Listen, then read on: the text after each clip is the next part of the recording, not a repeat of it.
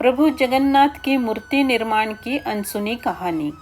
जो रहते हैं उजालों में, जो रहते हैं अंधकार में, जो रहते हैं शब्दों में, जो रहते हैं निशब्द में, जो रहते हैं ब्रह्मांड की शून्यताओं में, जो रहते हैं पृथ्वी की परिपूर्णताओं में, वो रहते हैं बच्चों की किताबों में, वो रहते हैं साधु के रुद्राक्ष में। अंधे की आँख है वो, लंगड़े की बैसाखी है वो। जन्म मृत्यु जीवन यौवन सूर्य चंद्र ग्रह नक्षत्र, इस संसार के जीवन मृत्यु चक्र में सदा सर्वदा वो ही विद्यमान है जो है जगत के नाथ प्रभु श्री जगन्नाथ। दोस्तों, उड़ीसा अपने जगन्नाथ मंदिर के लिए पूरी दुनिया में प्रसिद्ध है। हर साल लाखों की संख्या में श्रद्धालु यहाँ आते हैं। पर क्या आपको पता है पुरी में जगन्नाथ संस्कृति कैसे शुरू हुई, उसके पीछे की कहानी क्या है और क्या है ब्रह्म पदार्थ जो प्रभु जगन्नाथ को जीवित रखता है? जानने के लिए इस वीडियो को बिल्कुल अंत तक देखिए। कहा जाता है कि मध्य भारत में इंद्रद्युम्न नाम के एक राजा रहते थे। उनकी राजधानी का नाम था अवंती और वे भगवान विष्णु के बहुत बड़े भक्त थे और हमेशा भगवान विष्णु के दर्शन के लिए इच्छुक रहते थे। एक बार एक ऋषि घूमते हुए उनके महल में आ पहुँचे और कहने लगे, राजन, उड़ीसा में भगवान विष्णु के भव्य रूप नीलमाधव को पूजा जाता है, लेकिन वह जगह उड़ीसा के कौन से हिस्से में है यह आपको पता लगाना होगा। ये बात सुनते ही राजा इंद्रद्युम्न बहुत आनंदित हो उठे और तुरंत महल के मुख्य पुजारी के भाई विद्यापति को आदेश दिया कि वे उड़ीसा जाकर नीलमाधव की खोज करें। राजा के आदेश अनुसार विद्यापति उड़ीसा भ्रमण करने निकल पड़े। बड़ी लंबी यात्रा के बाद जब विद्यापति उड़ीसा के एक गांव पहुंचे, तब उन्हें कुछ गुप्तचरों के माध्यम से पता चला कि वहाँ के मुखिया विश्ववासु एक गुप्त गुफा के अंदर नीलमाधव की पूजा करते हैं। यह बात सुनते ही विद्यापति विश्ववासु के सामने विनती करने लगे कि वे उन्हें देव पूजा का स्थान दिखाएं, लेकिन विश्ववासु ने साफ मना कर दिया। विद्यापति उसी गांव में रहने लगे। कुछ ही दिनों में उन्हें विश्ववासु की बेटी ललिता से प्यार हो गया और दोनों ने शादी भी कर ली।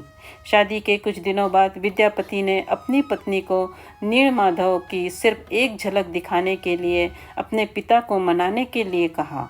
बेटी की जिद को देखते हुए आखिर विश्ववासु भी मान गए, लेकिन एक शर्त पर कि विद्यापति की आंखों पर पट्टी बांधकर वहां ले जाया जाएगा।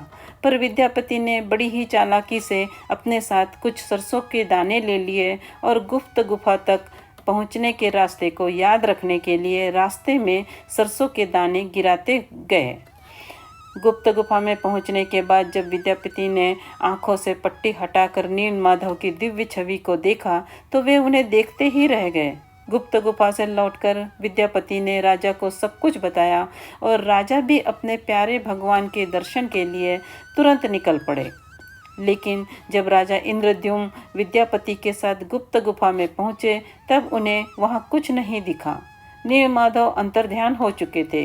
राजा निराश होकर महल में लौट आए और उसी रात को उनके सपने में जैसे देवलोक से कुछ संदेश आया कि वह पूरी जाए और वहां समुद्र में तैर रहे एक लकड़ी के तने को बाहर निकाले।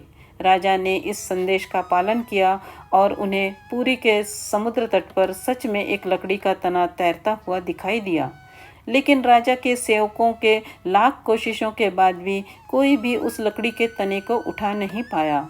अंत में कबीले के सरदार विश्ववासु की सहायता से उस तने को महल में लाया गया, परंतु उस लकड़ी के तने से कोई भी कारीगर नीलमाधव की छवि तराश नहीं पा रहा था।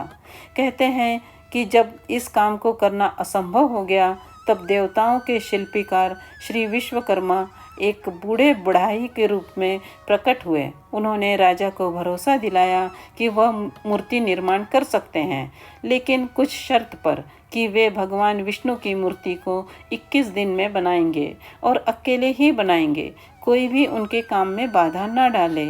राजा ने ये सभी शर्तें मान ली।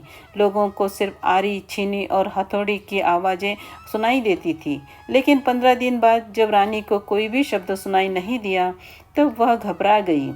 उन्होंने सोचा कि बूढ़ा कारीगर शायद भूख प्यास से मर गया होगा। इसीलिए रानी गुंडीचा ने दरवाज़ा खोलने के लिए राजा के सामने जिद की।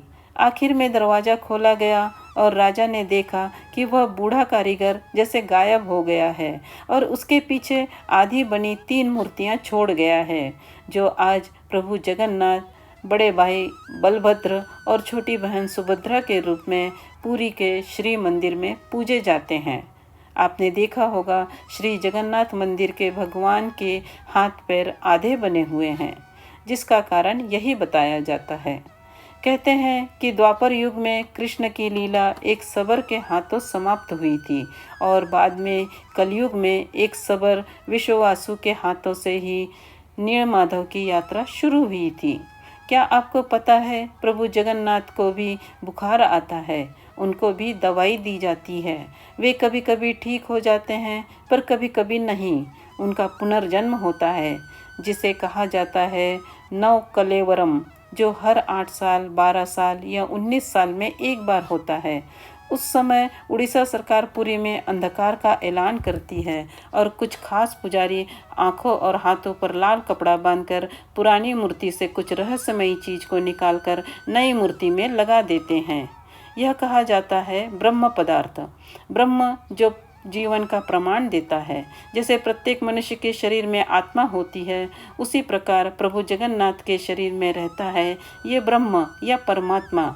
यही कारण है कि प्रभु जगन्नाथ दुनिया के एकमात्र जीवित भगवान हैं, जो भक्तों की पुकार सुनते हैं, समझते हैं और इच्छाओं को भी पूरा करते हैं। ब्रह्म को लेकर हमेशा सवाल उठते रहे हैं। भक्त हो या संत, खोज करता हो या शोध करता, हर कोई ब्रह्म की सच्चाई जानना चाहता है। लेकिन आपको बता दूं, आज तक किसी को भी नहीं पता आखिर ब्रह्म है क्या। कुछ लोगों के अनुसार यह श्री कृष्ण या बुद्ध के अवशिष्ट अंश है और कुछ लोगों के अनुसार यह एक तांत्रिक शक्ति या फिर एक पारलौकिक शक्ति है और कुछ लोगों के अनुसार यह एक पवित्र आभूषण या फिर एक दुर्लभ पदार्थ है। कहा जाता है कि जब श्री कृष्ण जी ने यह इहलोक छोड़ा था, तब एक सबर ने ही उनका अंतिम संस्कार किया था। लेकिन उस समय श्री कृष्ण का हृदय आग में जला नहीं था, जिसे सबर ने उस हृदय को एक लकड़ी के तने में रखकर समुद्र में प्रवाहित कर दिया था, जो बहते बहते पुरी के समुद्र तट पर पहुंचा और फिर उस लकड़ी के तने से राजा इंद्रद्युम्न ने प्रभु जगन्नाथ जी की मूर्ति का निर्माण करवाया। यह थी प्रभु जगन्नाथ की मूर्ति निर्माण की कहानी। धन्यवाद।